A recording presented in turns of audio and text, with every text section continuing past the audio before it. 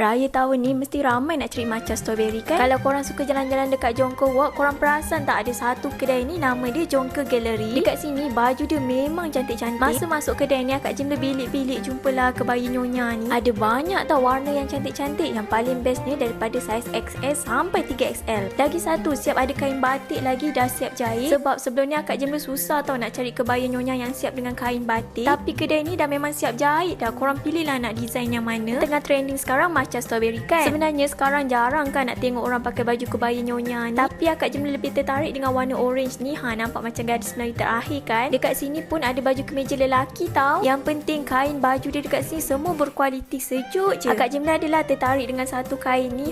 Korang tengok cantik kan design dia? Banyak je lagi design yang cantik-cantik. Apa kata korang datang dekat Jonker Gallery? Kedai ni betul-betul dekat sebelah Watson, dekat Jonker Walk, Melaka. Okay, bye. Assalamualaikum.